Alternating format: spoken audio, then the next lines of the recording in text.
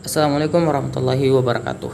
Saya Andi Ahmad Fadil Ramana AS. Lewat video ini saya akan mengerjakan tugas MIT mata kuliah Psikologi Pemerintahan. Teori yang saya akan ambil dan saya akan kaitkan dengan 3 kasus itu. Kasus dalam pemerintahan adalah terkait teori atribusi. Sebagaimana yang kita ketahui dan yang telah kita pelajari bahwa teori atribusi adalah cara kita memahami mengapa sesuatu itu terjadi, terutama pada perilaku orang lain. Dalam konteks ini adalah perilaku pemerintahan. 3 kasus yang saya akan ambil adalah kasus yang pertama adalah terkait netralitas ASN pada pemilu. Nah, ketika terjadi ketidaknetralan ASN pada proses pemilu, masyarakat akan bertanya, mengapa hal ini terjadi?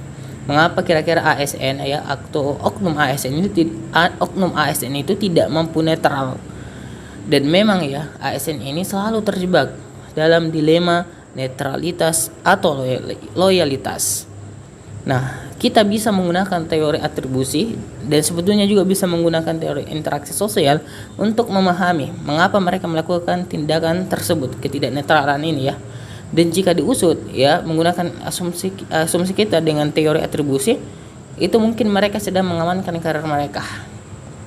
Karena ada dorongan sosial, mungkin mereka melihat bahwa calon ini dukungannya lebih besar sehingga mereka mendukung dengan berharap karena mereka akan aman bila calon yang dia dukung ini menang. Yang kedua kasusnya adalah rencana revisi undang-undang pilkada. Nah, kemarin ya sempat heboh saat DPR ingin merevisi undang-undang pilkada yang baru sudah direview oleh MK. Akhirnya masyarakat bereaksi keras dengan menolak revisi tersebut. Nah, teori atribusi ini itu bisa kita gunakan untuk memahami mengapa kira-kira DPR ini ngotot merevisi undang-undang pilkada dalam waktu secepat kilat, dan mengapa kira-kira masyarakat bereaksi sangat keras terhadap revisi tersebut.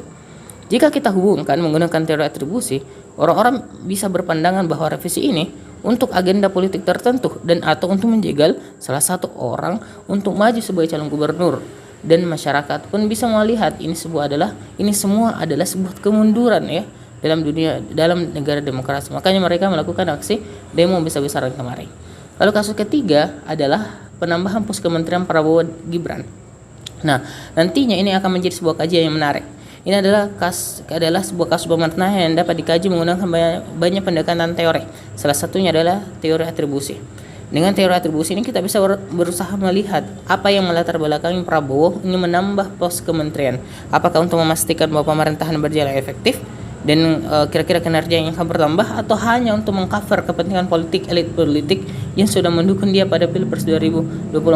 Nah, tentu masyarakat di sini akan punya asumsi tersendiri.